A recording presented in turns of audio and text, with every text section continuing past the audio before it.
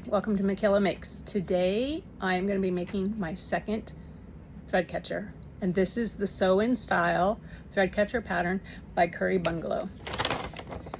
If you saw my other video, you know I was waiting for a few supplies for this one to get started, so I'm excited I have everything and I will be making this today. Some of the supplies I needed, I had to order. I think I could have sent my husband to Home Depot or Lowe's or somewhere to get me this little subway tile, but that would be like me going to a quilt store. I'm pretty sure I would come back with much more than what I intended. So I just got this from Amazon. Took about a week, no biggie. So the subway tile, gonna need some walnut shells, some crushed walnut shells. This is for the pin cushion. This one has a pin cushion on it, which I think will be really helpful. This is some interfacing to give it some structure.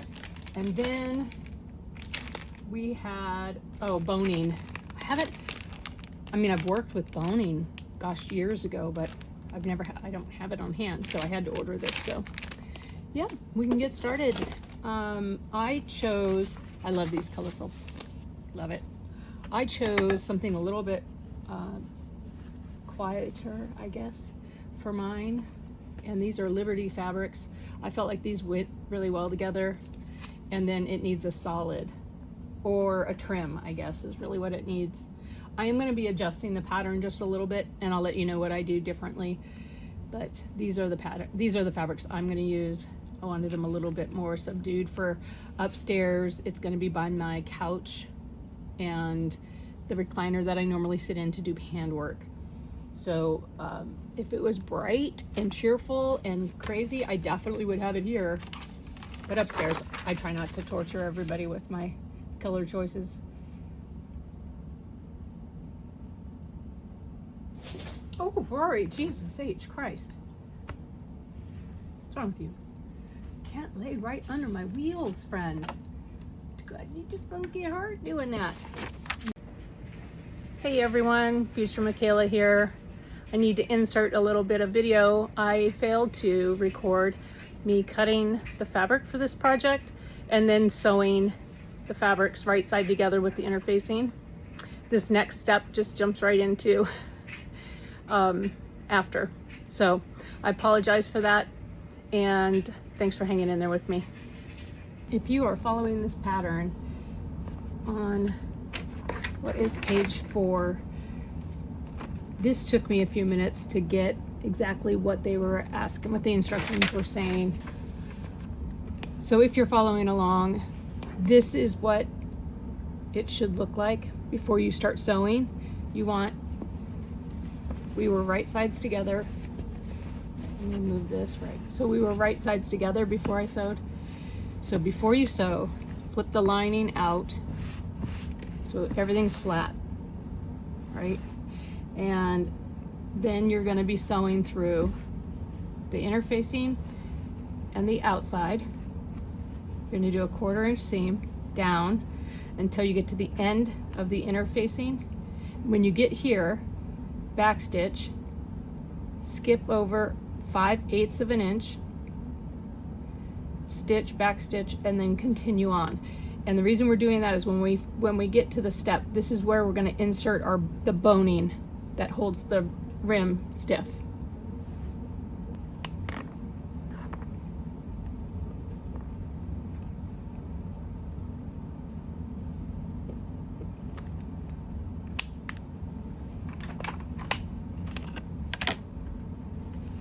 The next steps are to sew 1/4 inch seam on the side with the interfacing, and then you're going to do the same on the lining, except they want you to keep an opening here. So I'm going to sew the seam to here, backstitch, here, backstitch, and finish it off. Okay, the next step is that we're going to box the corners, and the directions say to mark 2 inches down and 1 3/4 in. So we're going to make a measurement right here on all 4 corners. And then essentially what we're gonna do is once we have that, we'll pop it this way, sew along this line, and then we'll have boxed bottom. Hopefully that makes a little bit of sense, but that's what we're after.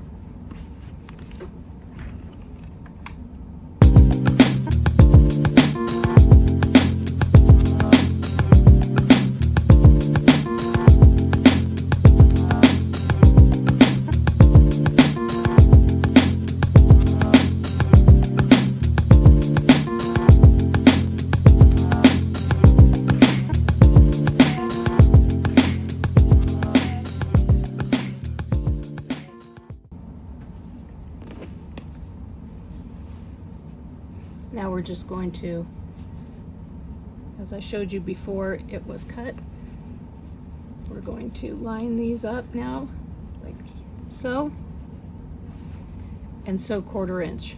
We'll be doing that to all 4 corners.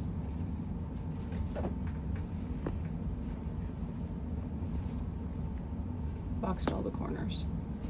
And now they want me to turn it right side out through the opening that we left and push out the corners.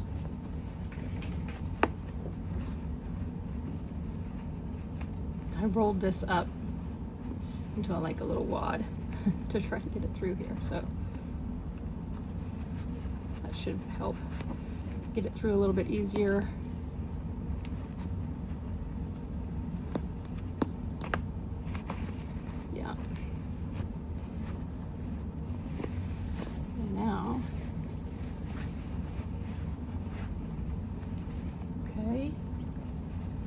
Right side out through the opening in the bottom, push all the corners. So we're trying to get these boxed corners that we just did.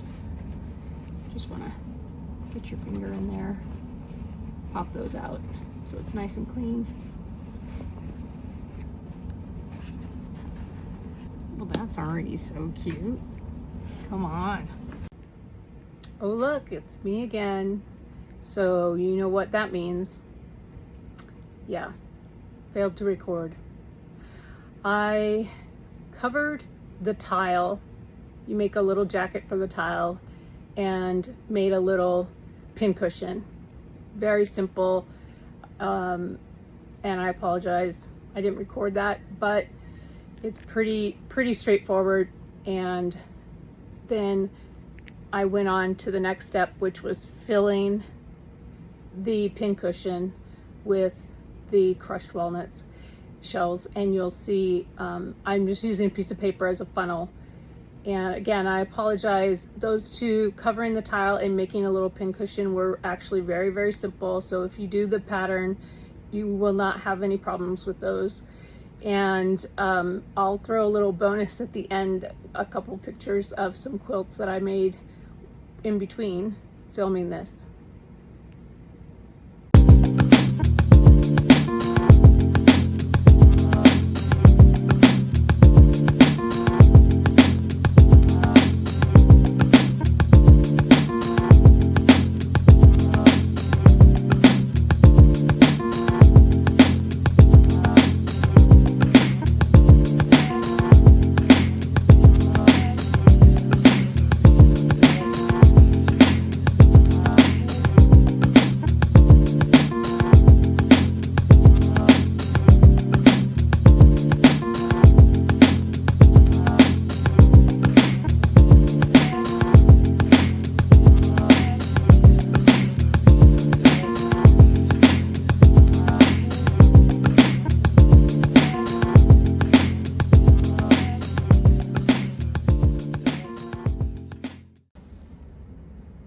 Well, overall, this project went a little bit faster than the other thread catcher that I made because the other one had a lot of hand stitching.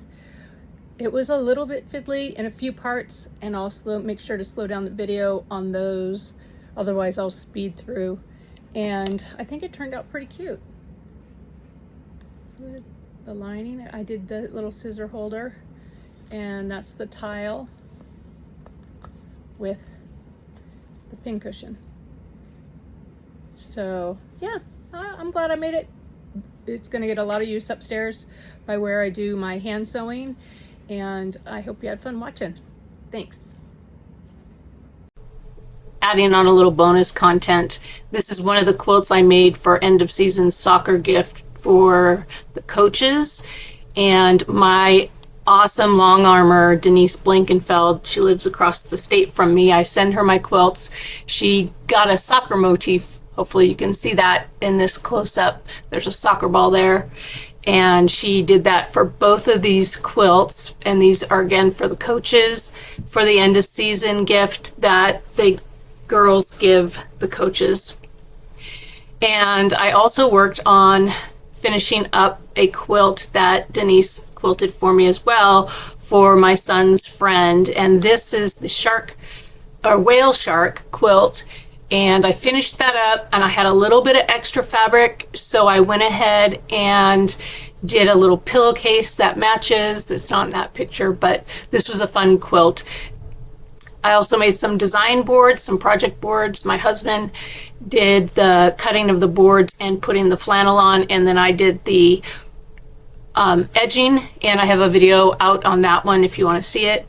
I do a lot of handwork as well, and I'm working on a Dear Jane quilt, and I did several blocks. There's going to be a video here in a second of me laying out one of the hardest blocks so far. It had 45 pieces, and they're tiny. They're maybe 1/4 inch pieces, very tiny, and it's a video of me putting it together and then or laying it out, and then I sewed it. And yeah, it took me over 3 hours to hand sew this one block. Thanks again for watching. I really appreciate you guys hanging with me on my adventure here on YouTube, and I look forward to working on another project and working on my recording skills. Thanks again. Stay safe. Have a great day.